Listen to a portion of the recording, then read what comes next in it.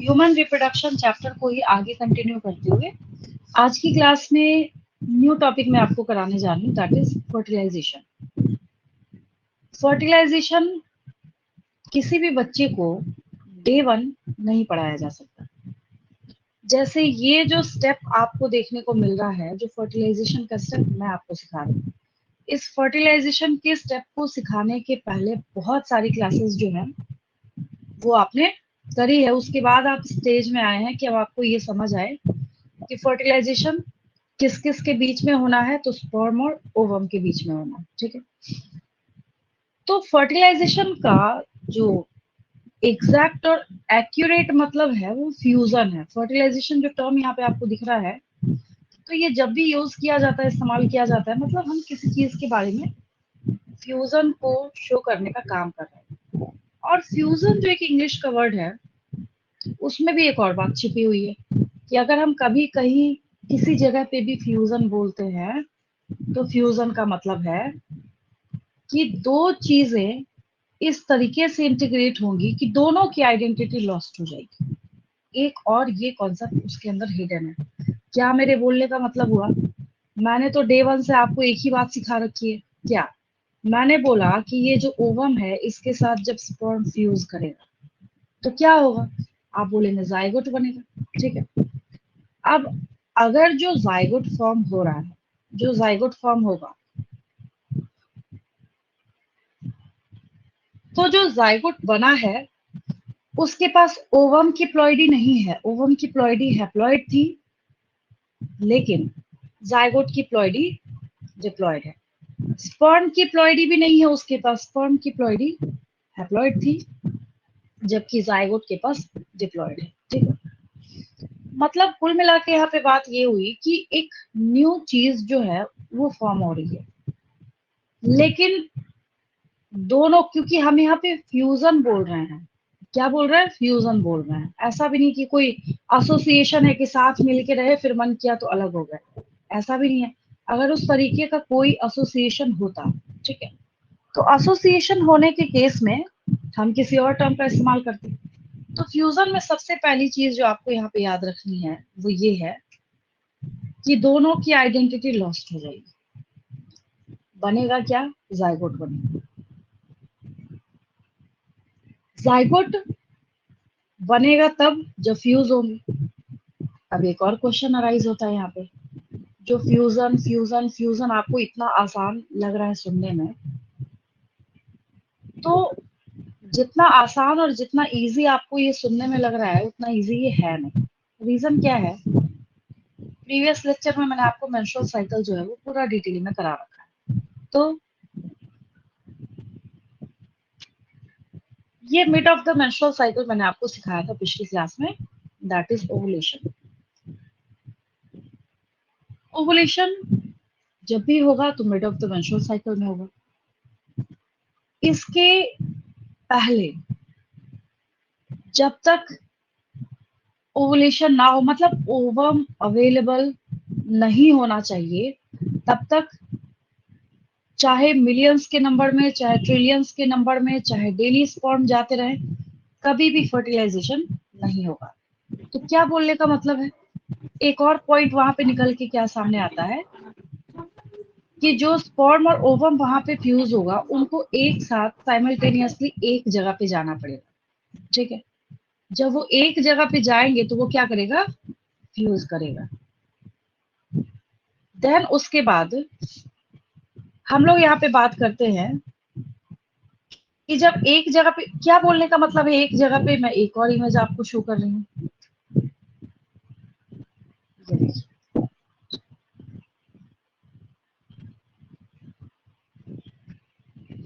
मैंने आपको बताया था this is the site of fertilization.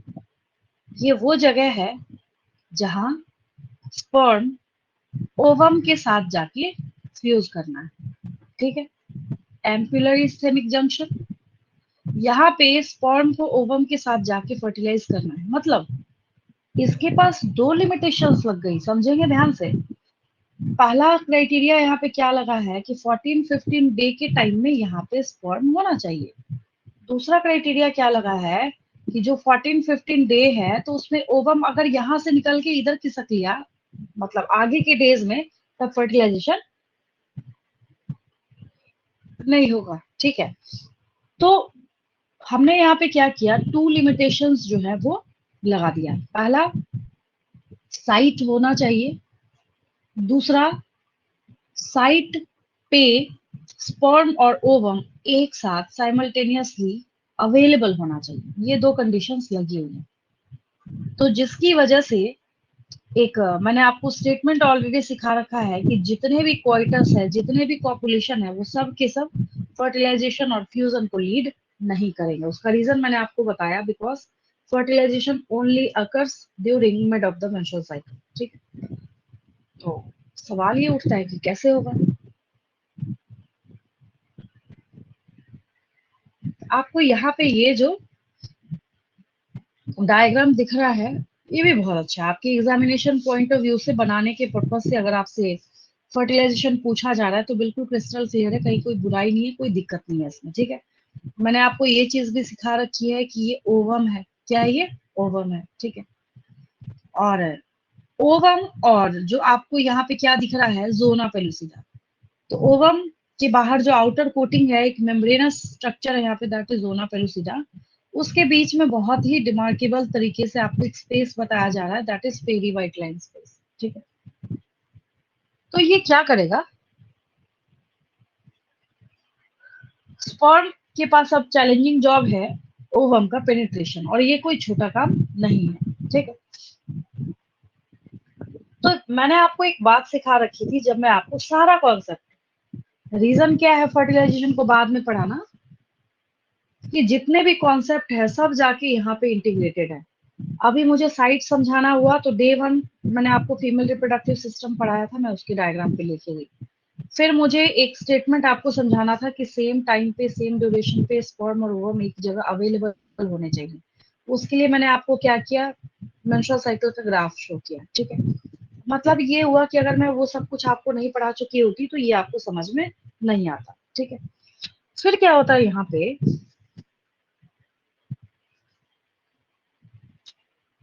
ये देखिए स्पर्म जो है ये स्टेप वाइज है। स्टेप वाइज बोलने का मतलब क्या है, स्टेप 1 2 3 4 5 6 ऐसे करके स्टेप्स जो है वो आपको यहाँ पे नजर आ रहे हैं।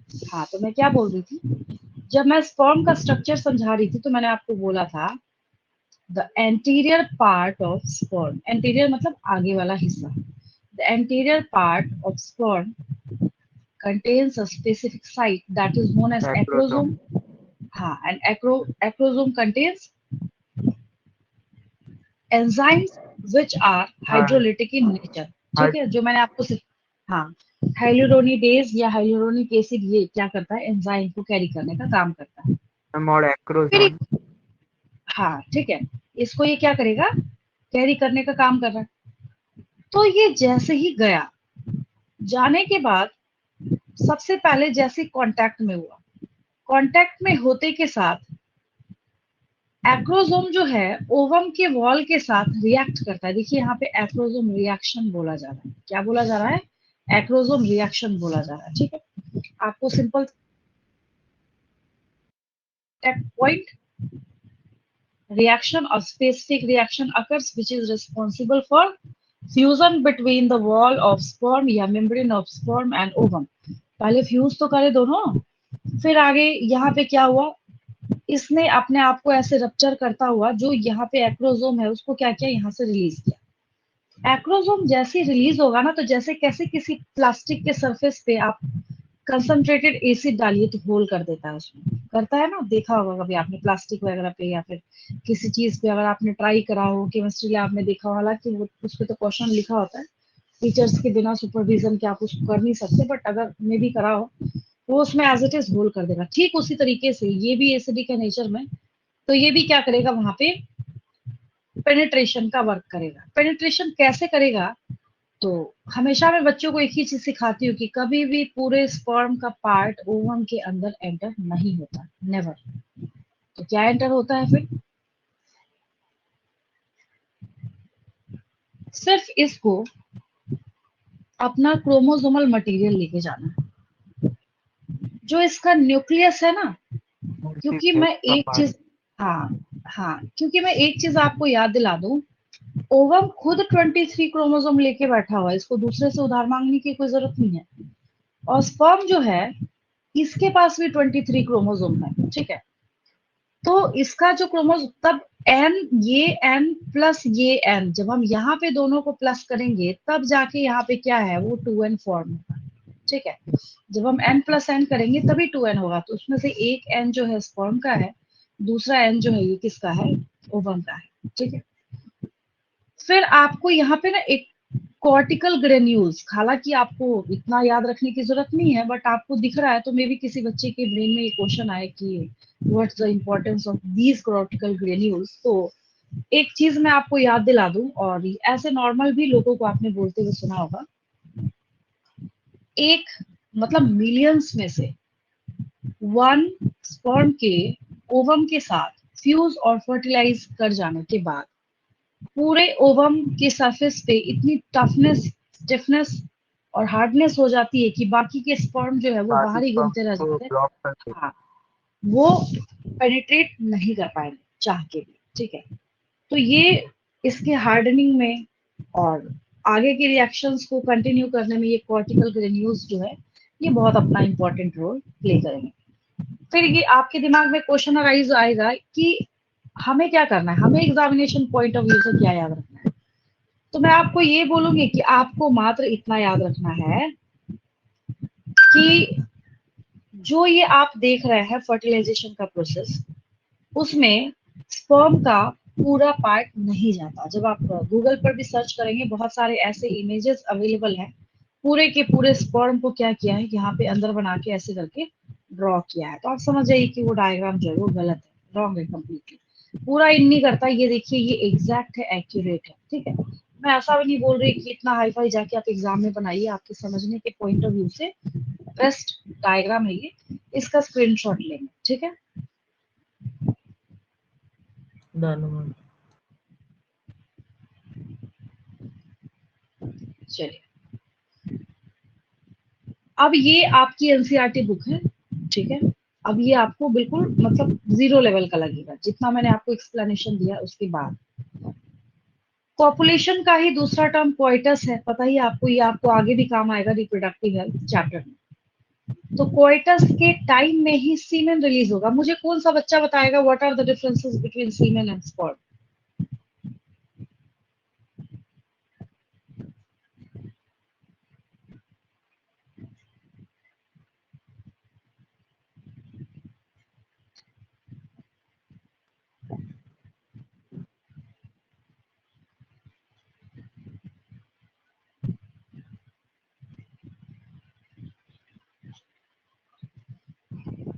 सीमेन और स्पर्म में क्या डिफरेंस है?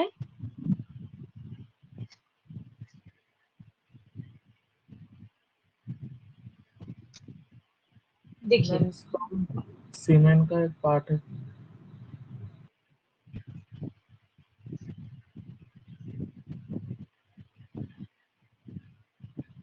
जब मैं आपको मेल रिप्रोडक्टिव सिस्टम समझा रही थी, क्या समझा रही थी?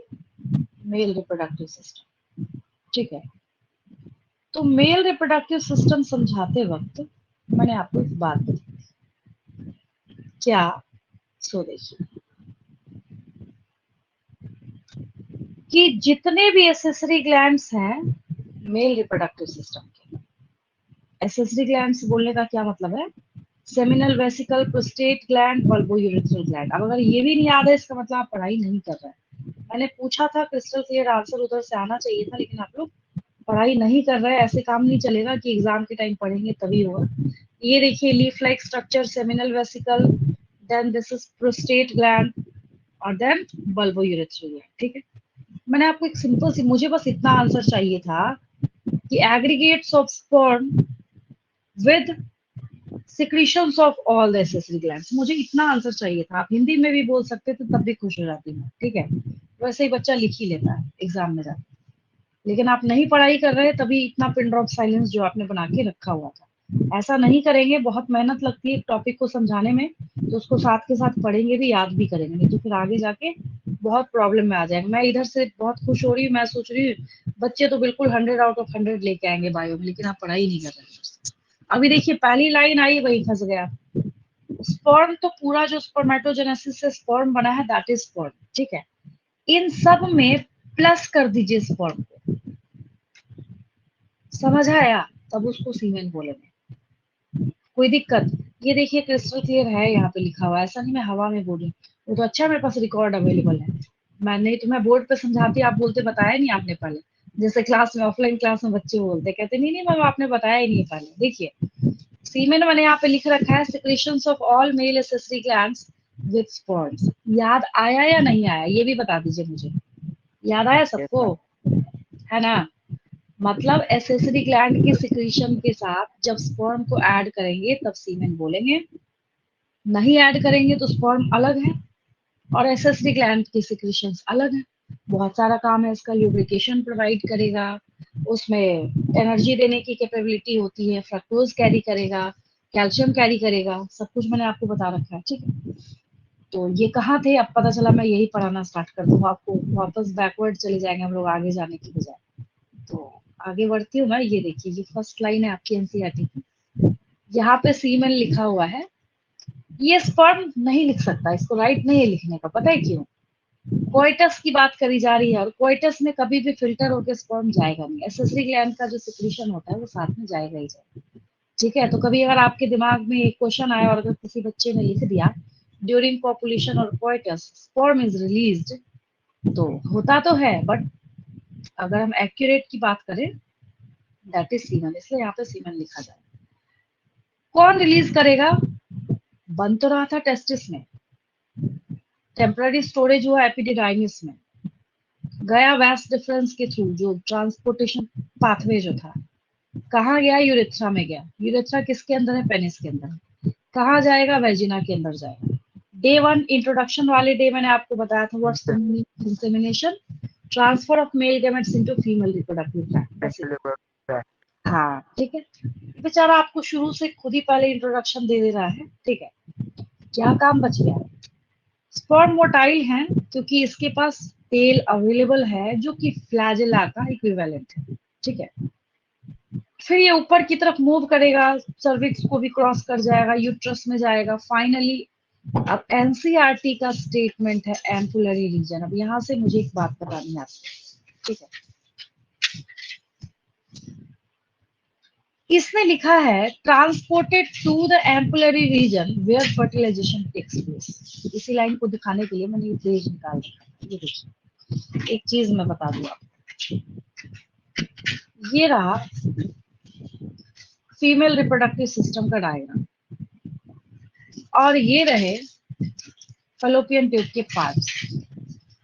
अगर हम ओवरी के साइड से स्टार्ट करें तो finger like positions are fimbriae, then funnel shaped infundibulum, then ampulla and then isthmus, ठीक है। ये सारे पार्ट्स इसके अवेलेबल हैं।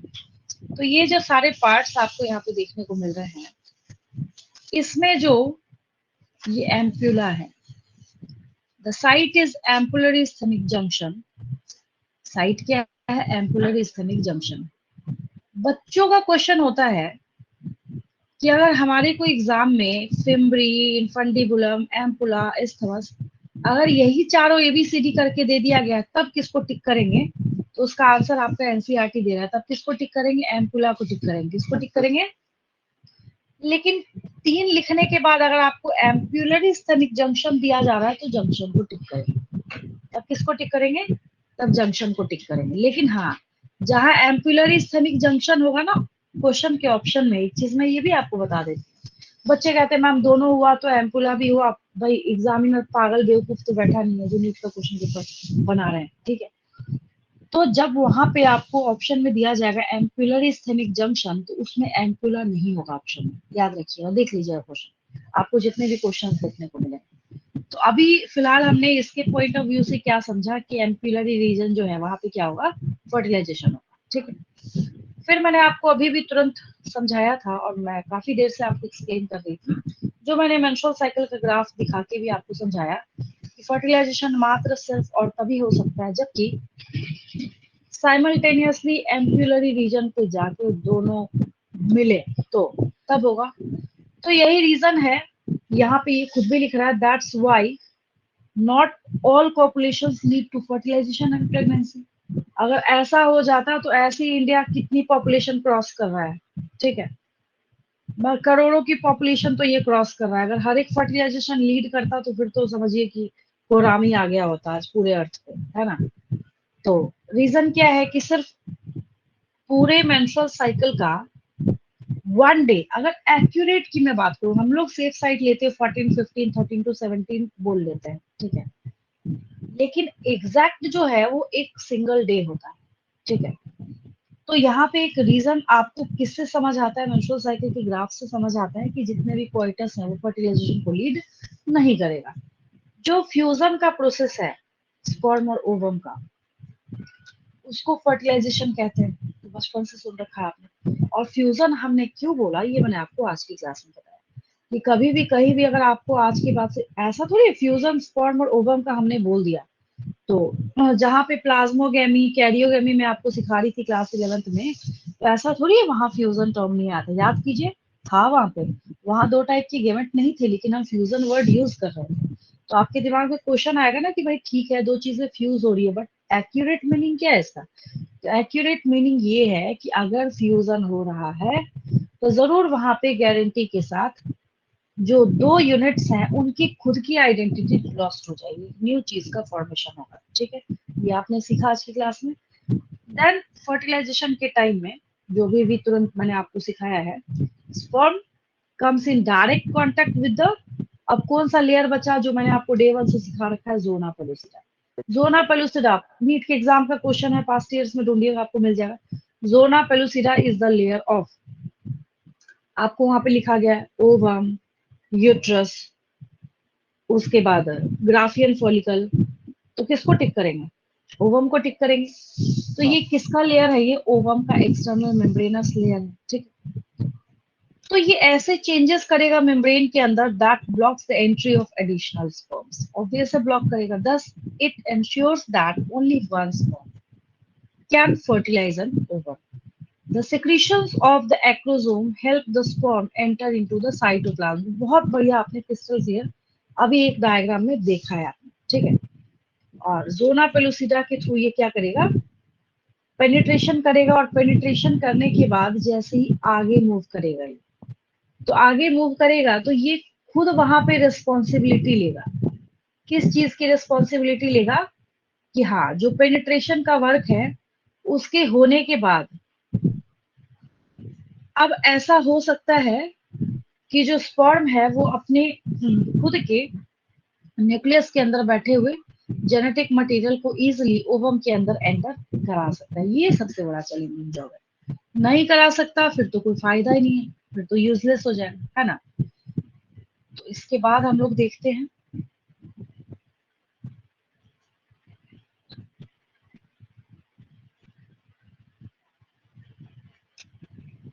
अब इसके बाद क्या है, जब oogenesis की आप पढ़ाई कर रहे थे तो वहां पे आपने एक बात समझ रखी थी ये कि ये पूरा का पूरा प्रोसेस और फेनोमेना जो है सेकेंडरी मियोसाइट, यानी कि सेकेंडरी oocyte जो है उसके मियोटिक डिवीजन को कंप्लीट करेगा। कैसे कंप्लीट करेगा, तो अब जाके यहाँ पे सेकेंड पोलर बॉडी बनेगा। क्या बनेगा, सेकेंड पोलर बॉडी बनेगा। और ये सबको पता है कि ओवम की प्लॉइडी सिर्फ हैप्लॉइड हो सकती है, ओवम कभी डिप्लॉइड हो ही नहीं सकता है, ठीक है। और जैसे ही हैप्लॉइड न्यूक्लियस फॉर्म का और हैप्लॉइड न्यूक्लियस ओवम का दोनों फ्यूज कर जाएगा तो एक डिप्लॉइड जाइगोट जो है वो फॉर्म होगा। फिर यहाँ पे एक क्वेश्चन आपसे बच्चों वाला पूछ रहा है, ये तो आपने 1000 टाइम्स ये क्वेश्चन पता नहीं कितनी बार मैंने आपको असाइनमेंट क्वेश्चन करा रखा है। How many chromosomes will be there in a zygote. तो जाइगोट में कितने क्रोमोसोम्स होते हैं, जाइगोट में 23 प्लस 23 इज इक्वल टू 46, तो है ना। हाँ तो 46 क्रोमोसोम्स जो है इसके पास अवेलेबल होंगे, ठीक है। यहाँ पे ना एक 10th क्लास का टॉपिक है आपके पास, वो हम लोग करते हैं एक इमेज के हेल्प से, देखिए बच्चों वाला। इस टॉपिक को हम लोग क्या बोलते थे, आप इस टॉपिक को, आपको जो लिखा हुआ दिख रहा है क्या बोलते थे इसको, सेक्स डिटर्मिनेशन, याद आया। Yes ma'am. हाँ बस वही छोटा सा टॉपिक है। ये तो बच्चा बच्चा जानता है।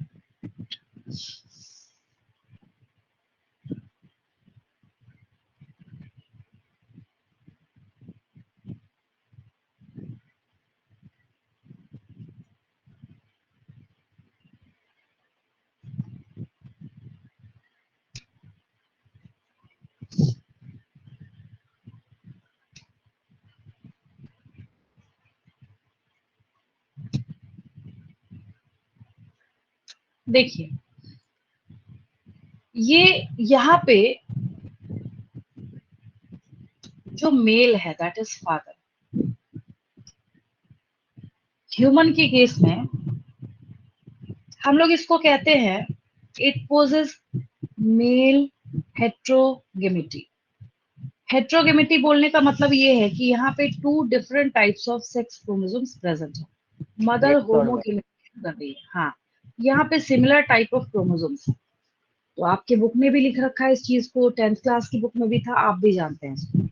कि जो लोग ऐसा ब्लेम करते हैं ना फीमेल को, कहते हैं कि बेटी हो गई बेटा नहीं हुआ, तो वो एक नंबर के बेवकूफ हैं, क्योंकि यहाँ पे जो 2 डिफरेंट टाइप्स ऑफ क्रोमोसोम्स है वो मेल के पास है, फीमेल का कोई रोल ही नहीं है। फीमेल को जब भी किसी केस में देना है तो एक्स ही क्रोमोसोम देना है, क्योंकि अगर आप इसको यहाँ पे डिवाइड करके देखें तो प्रोबेबिलिटी है, यहाँ पे रैंडम सिलेक्शन है, लकी ड्रॉ की तरह है, कोई फिक्स्ड नहीं है कि अगर इस बार एक्स गया है, मतलब अगर मेल के केस में फीमेल बेचारी को तो एक्स ही देना है, इसकी तो बात ही खत्म करनी है, ठीक है।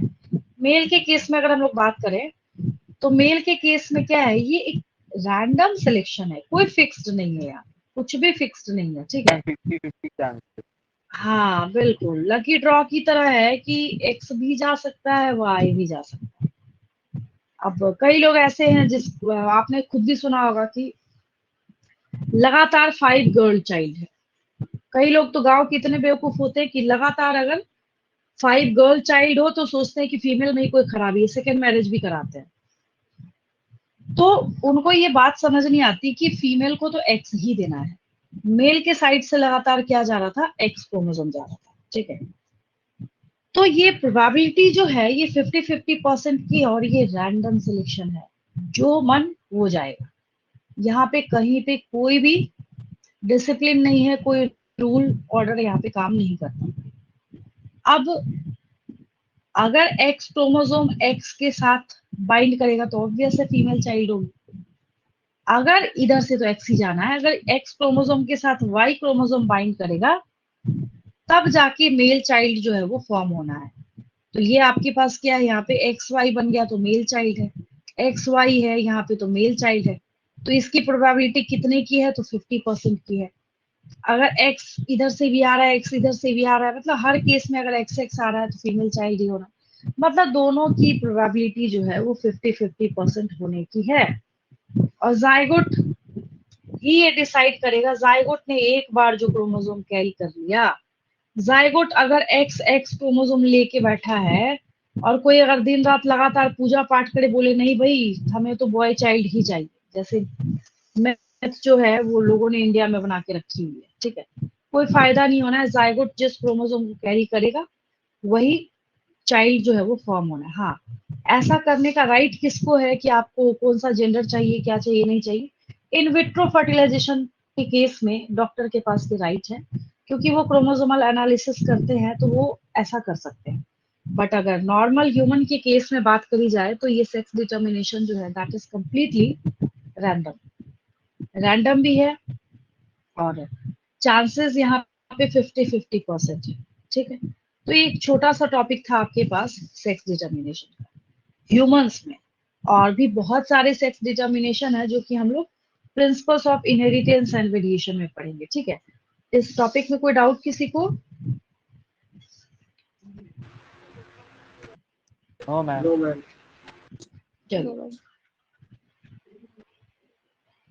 बीच में ना आपकी बुक से 2-3 टॉपिक्स जो है वो मैंने स्किप कर रखा है, ठीक है। रीजन ये है कि फ्लो में कराते कराते ना वो बीच में सेट ही नहीं होता था, जिसकी वजह से रह जाता है, तो मैं लास्ट में करा देती हूँ बच्चों को, ठीक है। अब जैसे सेक्स डिटर्मिनेशन आ गया, कई बार ऐसा होता है कि ये जब फर्टिलाइजेशन हुआ है तो ऑब्वियस है, जब आप एनसीईआरटी के बुक को भी देखेंगे तो इसमें भी क्या करा है, फर्टिलाइजेशन के साथ इम्प्लांटेशन टर्म नोट किया। सीरीज है तो सीरीज में तो पढ़ना पड़ेगा ना। अगर मैं बीच में ऐसे इन करा के इसी तरीके से शफलिंग करा के कराती तो मे भी आपको जो जितना भी परसेंट समझ आया है उसका आधा ही समझ आता, ठीक है। तो बहुत सारे टॉपिक्स हैं जो कुछ बच्चों के दिमाग में चल रहा होगा, एक्सटर्नल जेनिटेलिया, मेमोरी ग्लैंड, ये सारी चीजें जो है वो मैम ने नहीं करा, मुझे याद है सब, ठीक है, सब मुझे कराना है, क्योंकि हम एक सीरीज को फॉलो शुरू से लेके एंड तक, जब तक इम्प्लांटेशन होके पार्चुरेशन नहीं हो जाता तब तक का जो पूरा का पूरा स्टेप है, बिल्कुल एक सीरीज में आपको याद होना चाहिए। हाँ, पहले क्या होता है, उसके बाद क्या होता है, उसके बाद क्या होता है, ठीक है। एक्सटर्नल जेनिटेलिया है, क्या चेंजेस हैं, क्या है नहीं है, वो तो खैर अलग से भी अगर मैं आपको पढ़ा दूं तब भी आपको समझ आ जाएगा, ठीक है। वो ऐसा होता है कि पहले मैं पूरा चैप्टर करा लेती हूँ, पूरा चैप्टर,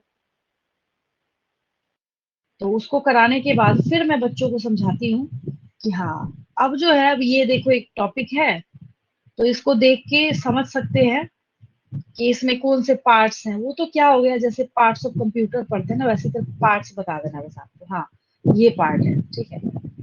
तो अब जो है मैं आपको नेक्स्ट टॉपिक जो कराने जा रही हूँ, क्योंकि जैसे ही इम्प्लांटेशन स्टार्ट करती हूँ ना, तो कई बार होता है बच्चे उधर से बोलते हैं, अचानक से कहते हैं मैम बीच में तुम्हारा बहुत सारा टॉपिक रहेगा। सही में है, नो डाउट है ना, बहुत छोटे छोटे हैं, 5-5 मिनट के टॉपिक हैं, लेकिन वो इसलिए है क्योंकि वो फिट ही नहीं बैठता इनके बीच में कहीं। और एनसीईआरटी ने भी शफलिंग करके दे रखा है सब कुछ, बट वही है कि अब उसको इस तरीके से कॉम्प्रेस किया गया है कि कॉम्प्रेस करने के चक्कर में बेचारा कहीं भी फिट हो गया, ठीक।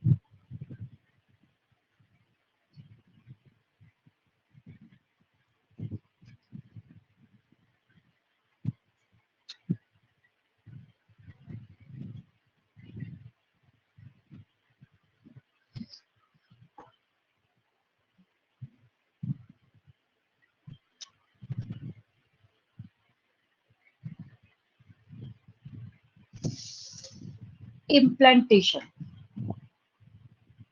टर्म तो सुनते के साथ पता चल रहा है क्या हो रहा होगा, मतलब पढ़ाई तो इसकी करनी है जो मैंने आपको डे वन सिखा रखा है। क्या रीजन था डे वन क्यों पढ़ाना पड़ गया मुझे, क्योंकि आपकी इंट्रोडक्शन पेज ने सबसे पहले इम्प्लांटेशन जो है फर्स्ट पैरा में दे रखा है, मुझे भी आपको इम्प्लांटेशन सिखाना पड़ेगा। जब मैंने आपको लिखा था ये कि जो 16 टू 32 सेल स्टेज है ब्लास्टोसिस्ट, ये रहा आपके पास ब्लास्टोसिस्ट, बहुत उम्दा इमेज है, जितनी तारीफ करी जाए कम है।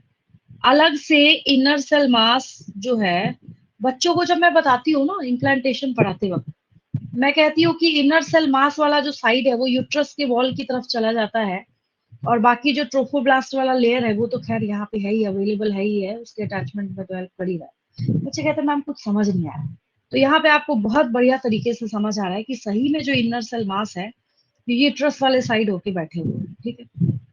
तो ये तो एक लाइन में मैंने आपको सिखा ही रखा है, the phenomena of attachment of blastocyst to the uterine wall is known as uterus, ठीक है। तो जब ये यूट्रस के साथ अटैच हुआ तो हमने इसको बोल दिया इम्प्लांटेशन, लेकिन इतना छोटा प्रोसेस तो है नहीं। मात्र इम्प्लांटेशन को पढ़ाने के लिए, ऐसे समझिए इसको, इस एक लाइन को पढ़ाने के लिए मैं इतने दिन से आपको ये चैप्टर करा रही हूँ। इससे समझ जाइए कि इस टॉपिक की इंपॉर्टेंस क्या है। वही सब कुछ हो गया, सब कुछ हो गया बोलने का क्या मतलब है, इंसेमिनेशन हो गया, फ्यूजन हो गया, मतलब फेलोपियन ट्यूब में जाके फ्यूज भी कर गया, सब कुछ हो गया, ब्लास्टोसिस्ट भी बन गया। और ब्लास्टोसिस्ट के बनने के बाद फीमेल के यूट्रस में वो प्रॉपर उसको सुटेबल कंडीशन नहीं मिल पा रहा और ये इम्प्लांट हो ही नहीं पा रहा, तो सब जायगोट यूजलेस। को ही हम लोग ब्लास्टोसिस्ट बोलते हैं। नहीं, जमीन आसमान का फर्क है सब में, जायगोट को नहीं बोलेंगे, ठीक है। सब में एक दूसरे में जमीन आसमान का फर्क है, ठीक है। जायगोट है, ओवम है, ग्राफियन फॉलिकल है, बस बहुत सारी चीजें हैं ना, बहुत सारे टर्म्स हैं जिसमें बच्चे ना, मतलब जैसे होता ना क्रिस क्रॉस, होता ना क्रिस क्रॉस करके अलग अलग जो है कॉन्सेप्ट याद रखते हैं। देखिए, सबसे पहली चीज, जायगोट यूनिसेलुलर होता है, कोई दिक्कत? जायगोट कैसा होता है? जायगोट कैसा होता है? ठीक है, बच्चों से अगर पूछा जाए ना, बताओ जायगोट में कितने सेल होते हैं, बच्चा कहता है 2 सेल होते हैं। वो याद करके क्या आया है कि स्पर्म का 1 सेल, ओवम का 1 सेल। वो भूल गया कि it's a kind of fusion. मैंने आपको फ्यूजन बहुत अच्छे से समझाया है। जब कभी भी आज के बाद कहीं भी आपको फ्यूजन वर्ड सुनने को मिले तो हमेशा एक बात याद रखनी है कि अगर फ्यूजन बोला जा रहा है तो इसका साफ सीधा सा ये मतलब है कि वहां पे दोनों की आइडेंटिटी लॉस्ट हो जानी है। तो वो एक यूनिट है, दैट इज वन जाइगोट। क्या बन गया? वन जाइगोट फॉर्म हो गया है।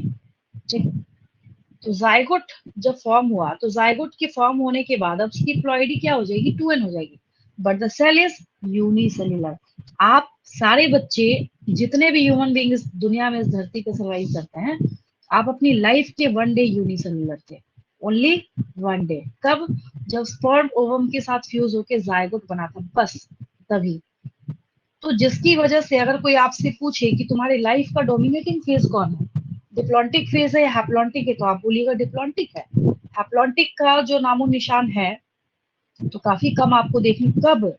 जब स्पर्म और ओवम अलग अलग फ्यूज जब तक नहीं हुआ, मात्र तभी तक दोनों हैप्लॉइड हैप्लॉइड था। जैसे फ्यूज हो गया जायगोट से, तो फिर जो जर्नी है वो वैसे ही स्टार्ट हो गई। आप तो नहीं कंफ्यूज करेंगे। और ब्लास्टोसिस तो मैंने क्रिस्टल क्लियर आपको बता रखा है, इट्स 16 to 32 सेल स्टेज। याद आया? याद आया? Yes. हाँ, तो कहानी क्या है तो सुनिए, समझिए ध्यान से, बहुत ही आसान है। तो मैं क्या बोल रही थी कि मात्र एक इस टॉपिक को समझाने के लिए डे 1 से लेके आज तक हम लोग इतनी मेहनत कर रहे थे। क्या क्या करना पड़ा आपको सो भी देखिए। अब ये आया स्पर्म यहाँ फर्टिलाइजेशन करने के लिए, पहले आपने सीखा बनता कैसे है। अब यहाँ पे ये ओवम रिलीज हुआ फर्टिलाइजेशन करने के लिए, फिर आपने सीखा ओवम खुद कैसे बनता है, रिलीज कैसे होता है, कब होता है, नहीं फर्टिलाइज करेगा तो क्या होगा, मेंस्ट्रुअल साइकिल होगा, सब सीख लिया आपने। अब जाके यहाँ पे ओवम रिलीज हुआ है, ठीक है। फिर जाके क्या होगा, यहाँ पे फ्यूज कर गया।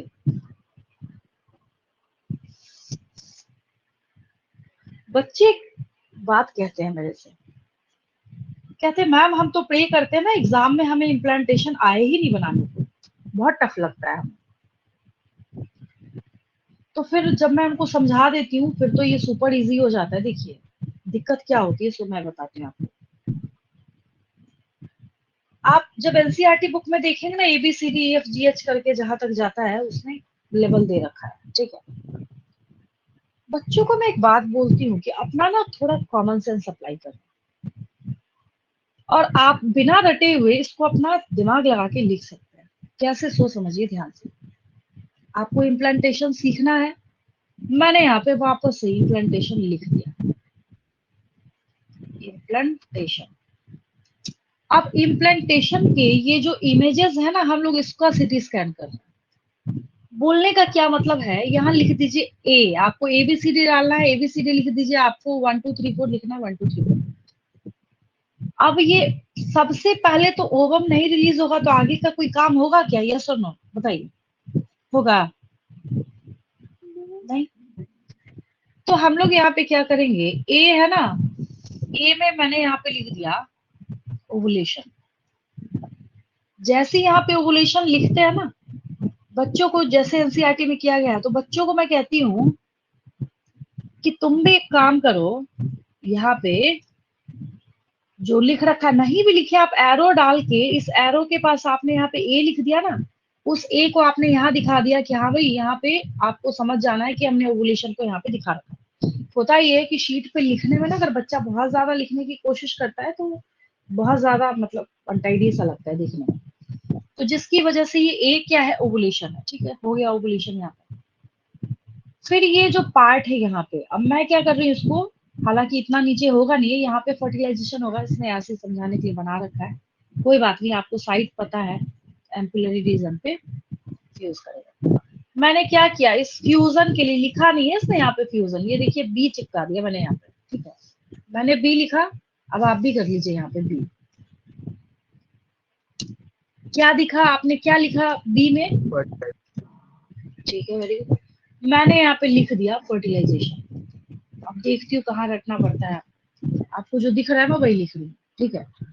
बी में मैंने यहाँ पे फर्टिलाइजेशन लिख दिया, ठीक है।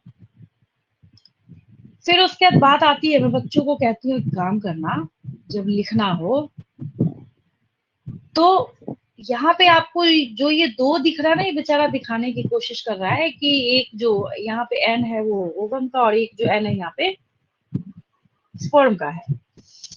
तो ये जो जायगोट है ना, यहाँ पे आप भी इसको सी मार्क कर लेंगे, यहाँ पे लिख भी सकते हैं साथ के साथ, कोई दिक्कत नहीं, लेकिन ये जरूरी है, ये फॉर्मेट जो है जरूरी है। कैसे काम आएगा उसको सिखाती हूँ मैं आपको।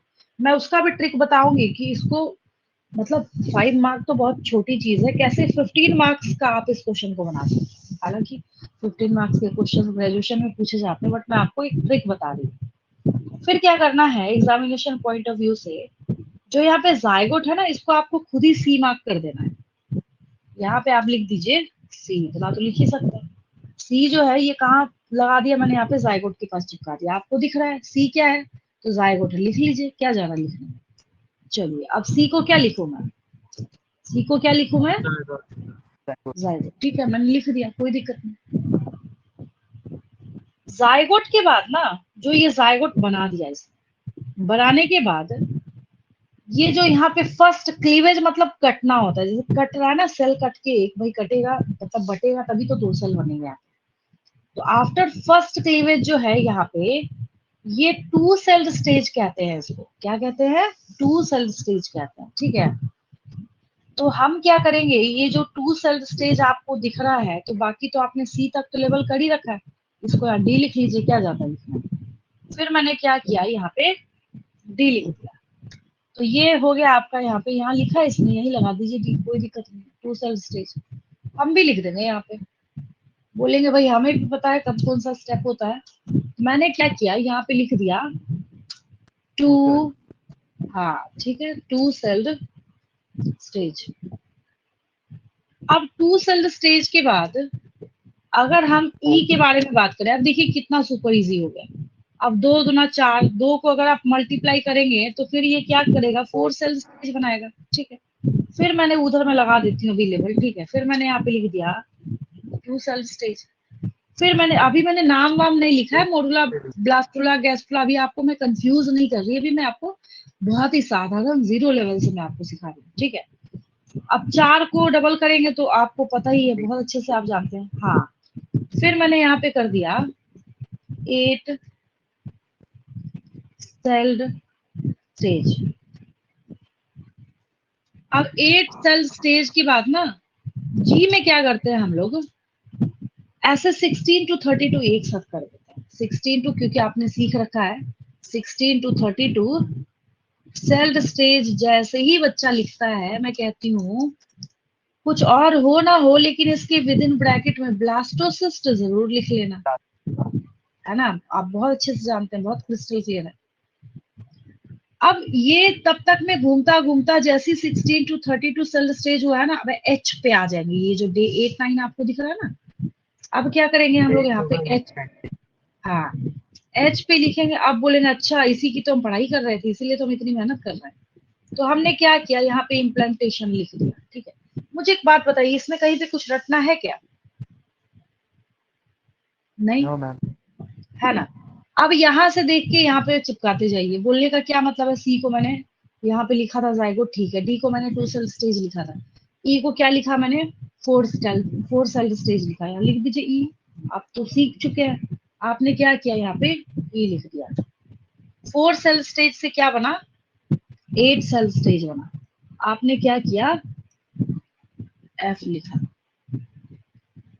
फिर 8 सेल स्टेज जो है कॉम्पैक्टेड मोडुला कहलाता है वो। फिर उसके बाद यहाँ पे क्या बनेगा, 16 to 32 सेल स्टेज, ठीक है। हाँ तो हम क्या करेंगे, यहाँ पे जी मार्क कर लेंगे। हमने यहाँ पे जी मार्क कर दिया, ठीक है। और फिर यही एम आपका क्या है, इम्प्लांटेशन शो करना है आपको। फिर क्या करेंगे, यहाँ पे एच मार्क कर लेंगे, ठीक है। अब लिख दिया। अब समझिएगा ध्यान से, आपने पहले लिखा, पहले तो ये डायग्राम बनाइए, ये सुपर इजी है, कुछ है नहीं, गोले गोले से बनाने हैं। 2 दूना 4 दूना 8 दूना 16 दूना 32, इतना सबको आता है, ठीक है। बट 2 2 जा 4 2 जा 8 2 जा 16, 2 जा 32, इतना सबको आता है, ठीक है। तो डबल डबल डबल डबल करते चले जाएंगे और उसको धीरे धीरे शिफ्ट करते चले जाएंगे यूट्राइन वॉल की तरफ। ये भी आसान है। सवाल ये आएगा आपके दिमाग में, भाई हमें तो पूछा जा रहा 5 मार्क्स का क्वेश्चन, हम क्या करें? करना क्या है आप बहुत अच्छे से जानते हैं क्या। सो देखिए, आप ओवुलेशन लिख सकते हैं, यस और नो। क्या होता है ovulation? The release of ovum from the ovary. Very good. मतलब ओवम जब ओवरी से नहीं रिलीज होगा तो कुछ नहीं होगा, कहानी खत्म। आपको ओवुलेशन लिखना है, release of ovum from the ovary is known as ovulation and ovum is necessary for fertilization with sperm. नहीं होगा तो नहीं करेगा फर्टिलाइजेशन। द प्रोसेस और phenomena of fusion between sperm and ovum is known as fertilisation.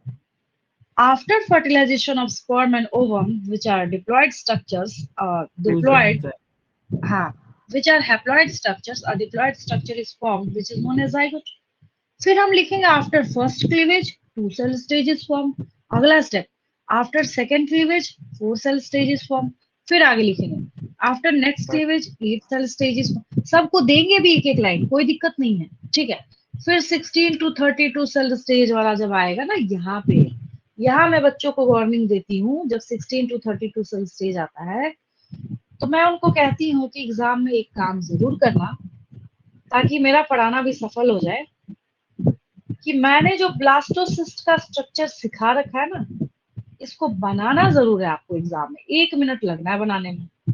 ये रहा blastocyst का structure. जैसे जी पॉइंट आएगा ना, ब्लास्टोसिस्ट के पॉइंट को आप समझा मतलब लिख देंगे, the 16 to 32 cell stage which gets implanted on uterine wall। याद आया? ठीक है, that is known as blastocyst। फिर लास्ट में जब इम्प्लांटेशन आप लिखेंगे, तब वहां पे लिखेंगे the specific site of blastocyst at which inner cell mass या inner cell masses are present, that side of blastocyst attaches with uterine wall. यही साइड घूम जाएगा। देखिए, अगर ये जो डायग्राम है, मैं एक बात बताती हूँ आपको। अगर हम इस इमेज की बात करें, अभी जो मैं इम्प्लांटेशन आपको सिखा रही हूँ, ये अब ये भी समझ जाइए ध्यान से। हाँ, इसमें तो ऑलरेडी बता रखा है, इसमें बहुत अच्छी बात है। देखिए मैं क्या बोलना चाह रही हूँ, यहाँ पे ब्लू कलर से ये इनर सेल मास शो हो रहा है आपको, यहाँ भी इनर सेल मास दिख रहा है। लेकिन जब इसको अटैच होना है यूटेराइन वॉल से, तो देखिए ब्लू वाला मास जो है घूम के इधर आ गया, आया है। अगर इधर रहता तब भी घूमता ये पूरा, अगर इधर होता, इसको घूमना है, ये घूम के यूटेराइन वॉल के साइड जो है वो वहां पे जाएगा। तो फिर आप क्या करेंगे, जैसे ही इम्प्लांटेशन लिखेंगे, तो मैंने आपको ट्रिक बता दिया। पहले आपको क्या करना है, इम्प्लांटेशन की डेफिनेशन देनी। ऑब्वियस है, किसी भी एक्सप्लेनेशन को जब पूछा जाता है तो सबसे पहले उसके डेफिनेशन को लिखा जाता है। तो डेफिनेशन में आपको क्या लिखना है, द प्रोसेस और phenomena of attachment of blastocyst to the uterine wall is known as implantation. वहां पे आपको ज्यादा ब्लास्टोसिस्ट की डिटेलिंग में नहीं जाना। रीजन क्या है कि आपके पास यहाँ पे एक स्टेप है जहाँ पे आपको ब्लास्टोसिस्ट एक्सप्लेन करना पड़ेगा। क्यों करना पड़ेगा? नहीं कीजिएगा तो आपके आंसर की वेटेज जो है वो उतनी ज्यादा नहीं होगी।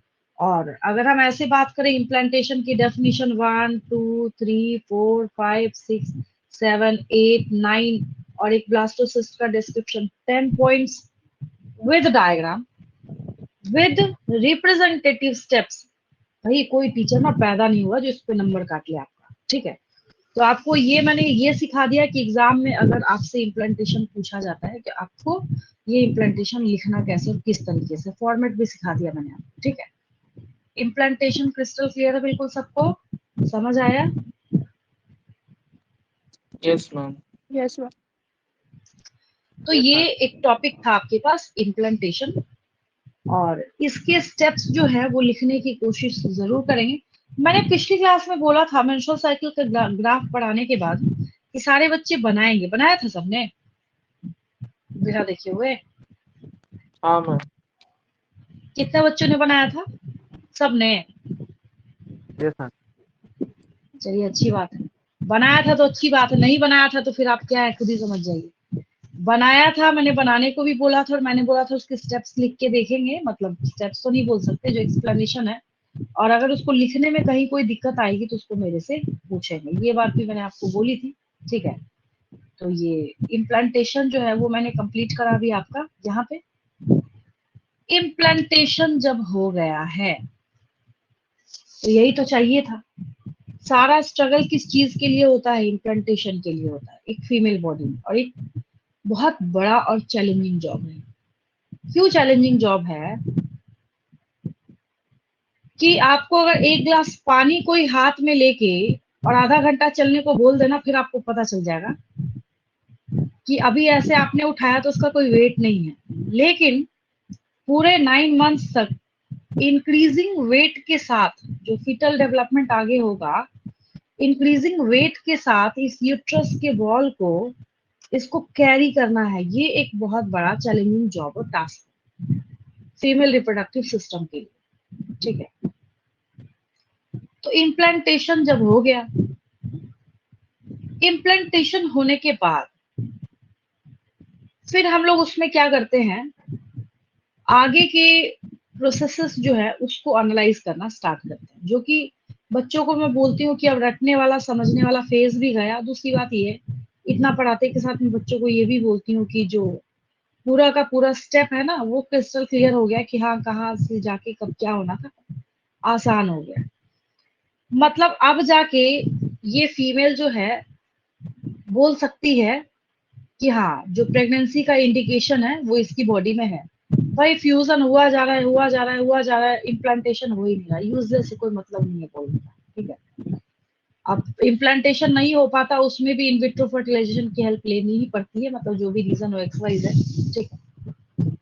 तो आगे इसके बाद जो है आपके पास एक टॉपिक आता है, pregnancy and embryonic development. Pregnancy and embryonic development, ठीक है। सवाल ये उठता है कि उसको कैसे समझे, pregnancy and embryonic development.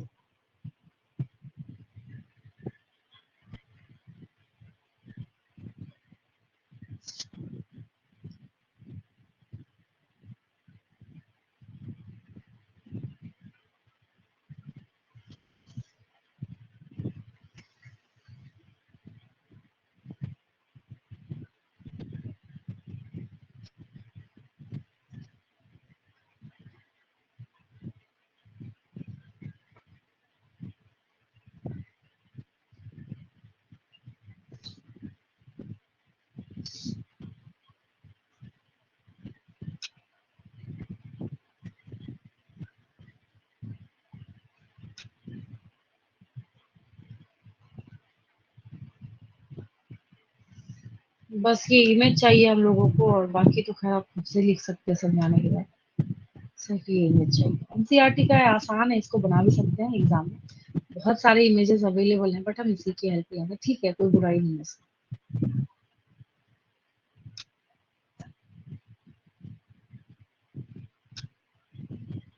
Ma'am trophoblast क्या है? सब बता रही मैं।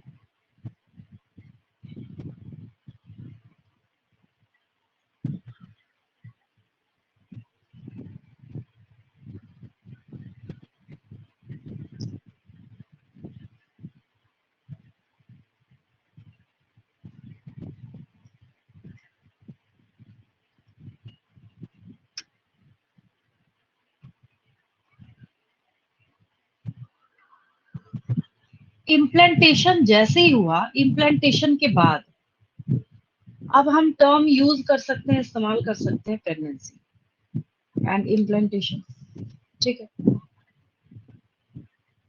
तो अभी अभी तुरंत मैंने आपको रिकॉल कराया कि इम्प्लांटेशन वर्ड जो है ना वो ब्लास्टोसिस्ट के लिखे बिना अधूरा है।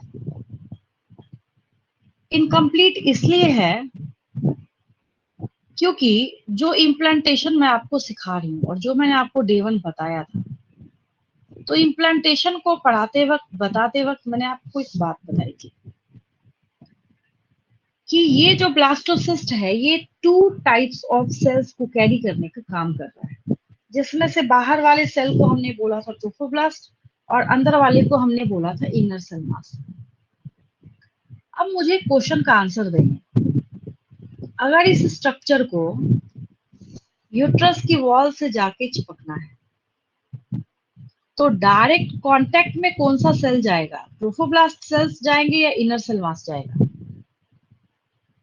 Inner cell. Inner cell.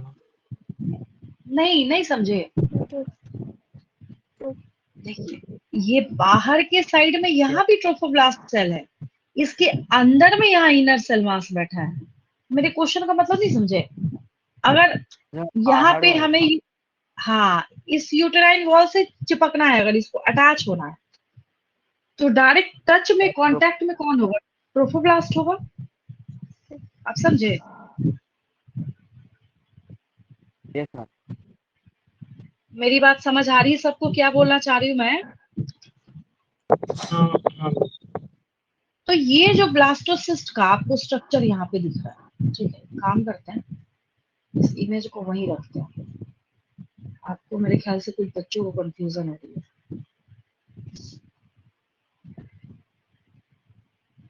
ये रहा, दोनों को एक साथ रखते हैं। इसको भी रहने दीजिए और एक इसको भी रहने दीजिए। खत्म हुआ।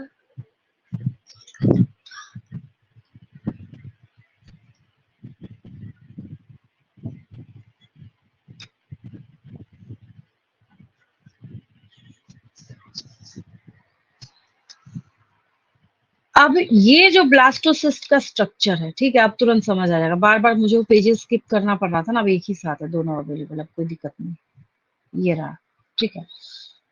तो मैं तब से क्या बोल रही हूँ कि ये जो आपको ब्लास्टोसिस्ट देखने को मिल रहा है, लेफ्ट साइड में ब्लास्टोसिस्ट है और राइट साइड में अगर हम लोग बात करें तो दोनों का कनेक्शन समझिए एक साथ ध्यान से। ये जो ऊपर वाले जो ट्रोफोब्लास्ट के लेयर है ना, ये आगे जाके मैं आपको स्टेटमेंट सिखाने वाली हूँ कि ये जो ट्रोफोब्लास्ट के सेल्स और ट्रोफोब्लास्ट के लेयर्स हैं, यही आगे जाके ये फिंगर लाइक प्रोजेक्शंस आपको दिख रहा है यहाँ पे, जिसको प्लेसेंटल विलाई बोला जा रहा है, नजर आ रहा है, दिख रहा है? तो ये जो ट्रोफोब्लास्ट सेल्स हैं, यही फिंगर लाइक प्रोजेक्शंस को बनाने का काम करते हैं, जिसको हम कोरियोनिक विलाई बोलेंगे। क्या बोलेंगे हम लोग?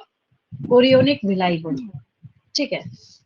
तो ये कोरियोनिक विलाई जो है कौन बना रहा है? क्वेश्चन पूछा जाता है स्पेशली अलग से कि which cell of blastocyst is responsible for या directly involved in the formation of chorionic villi? Answer क्या लिखेंगे आप?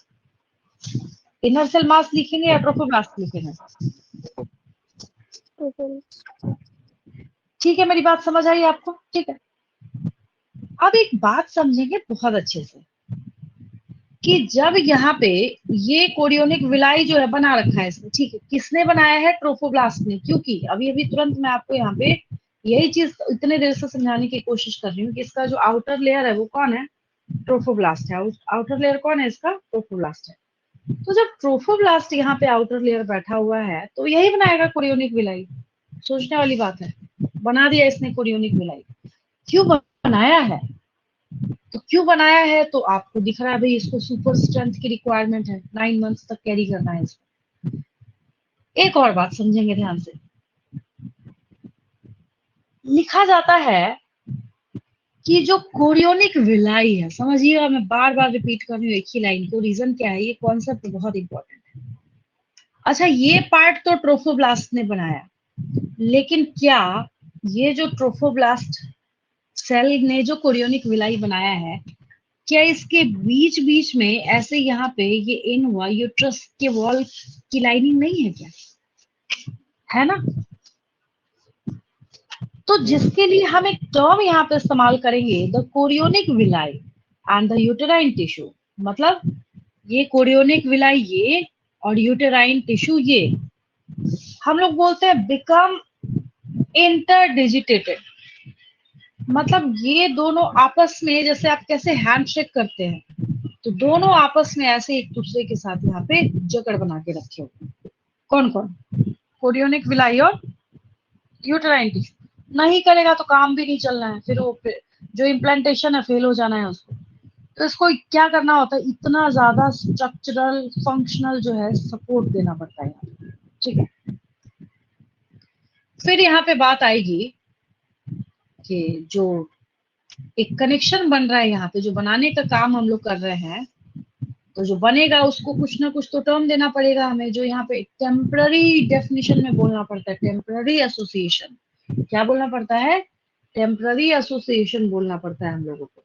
तो हम लोग वहां पे टर्म यूज करते हैं कि placenta is the temporary association between what, foetal tissues and maternal tissues. समझ आया? मैटरनल टिश्यू, यूट्रस वाला हर एक चीज मैटरनल मैटरनल मैटरनल कहलाएगा, वो मदर का है।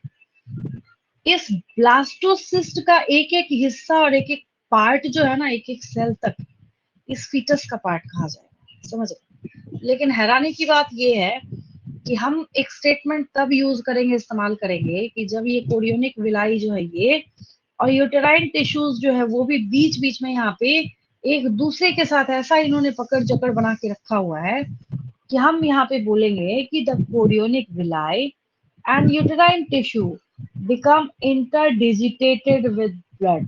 तो ये जो है यहाँ पे क्या कर रखे, इंटरडिजिटेटेड विद ईच अदर, दोनों ने एक दूसरे के साथ यहाँ पे पकड़ बना के रखा हुआ है। क्यों? क्योंकि इसको है रिक्वायरमेंट सुपर स्ट्रेंथ की, ठीक है। तो एसोसिएशन के बाद जो ये कांटेक्ट पॉइंट यहाँ पे आता है, तो कांटेक्ट पॉइंट को स्पेशली हम प्लेसेंटा बोलते हैं। क्या बोलते हैं हम लोग? प्लेसेंटा बोलते हैं। तो बच्चों को मैं कहती हूँ कि जब कभी भी पूछा जाए कि प्लेसेंटा को डिफाइन करो, तो आपको लिखना है, आप तो बहुत अच्छे से जानते हैं कि हम परमानेंट तो लिखेंगे नहीं, तो हम लोग वहां पे बोलते हैं कि placenta is the temporary association between temporary association between fetal and maternal tissues। Foetal और मैटरनल टिश्यूज के बीच में क्या है, ये टेम्पररी एसोसिएशन। परमानेंट तो हो नहीं सकता है, क्योंकि जैसी प्रेगनेंसी ओवर होगी तो प्लेसेंटा भी रिमूव आउट हो जाता है, ठीक है, बर्थ कैनाल के थ्रू ये भी बाहर चला जाए। तो ये पूरी प्रेगनेंसी को मेंटेन करने के लिए, रेगुलेट करने के लिए क्या चाहिए, प्लेसेंटा चाहिए। क्यों चाहिए प्लेसेंटा?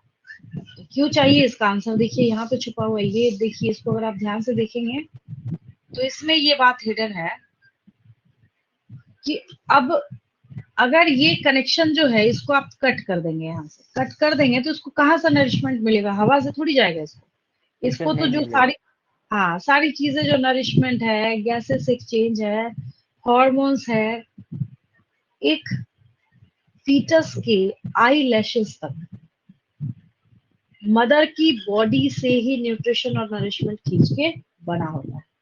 इवन कि अगर जो पूरे प्रेगनेंसी के पीरियड में जो कैल्शियम और आयरन की गोलियां जो लिखी जाती हैं एक फीमेल को, उसका सबसे बड़ा रीजन ये है कि अगर इसको कैल्शियम की कमी हुई तो फीटल डेवलपमेंट जो है ये इतना सेल्फिश वर्क करता है कि उतना सारा कैल्शियम जो है ये मदर की बॉडी से खींचता जाएगा, खींचता जाएगा, खींचता जाएगा, खींचता जाएगा, आराम से पूरे 9 महीने खींचेगा। तो जिससे बचने के लिए क्या किया जाता है, उस ड्यूरेशन में कैल्शियम के टैबलेट्स जो है वो फीमेल को जरूर लिखा जाता है, मस्ट है वहां पे। नहीं तो इसको जितनी कमी होगी उतना मदर की बॉडी से खींचेगा, तो मदर की बॉडी क्या होगी, यहाँ पे वीक हो जाएगी, ठीक है। तो ये मैंने आपको आज की क्लास में इम्प्लांटेशन जो है बस इंट्रोड्यूस किया है, इसमें भी बहुत सारी चीजें बाकी हैं। और प्लेसेंटा के बारे में भी जो मैंने आपको सिखाया है, प्लेसेंटा एक बहुत अच्छा खासा क्या है, एंडोक्राइन ग्लैंड है, ठीक है। मैम प्लेसेंटा का डेफिनेशन एक बार हाँ लीजिए ना। तो प्लेसेंटा जो है ये बहुत अच्छा खासा एंडोक्राइन ग्लैंड माना जाता है। क्यों माना जाता है? क्योंकि ये बहुत सारे हार्मोन सिक्रीट करेगा ग्लैंड, मैंने आपको सिखा रखा है। तो इसके आगे का जो डिस्क्रिप्शन है वो आपको नेक्स्ट क्लास में दूंगी मैं, और नेक्स्ट क्लास में ये चैप्टर ओवर हो जाएगा मेहनत करने के बाद, ठीक है। क्योंकि बीच के जो कुछ एसेसरीज रह गए हैं टॉपिक्स, उनको कवर करते हुए आसानी से बहुत ही इजीली ये चैप्टर जो है वो नेक्स्ट क्लास में ओवर कर लेंगे। आज की क्लास से कोई डाउट किसी को? No ma'am. लीव करूं मैं? मैम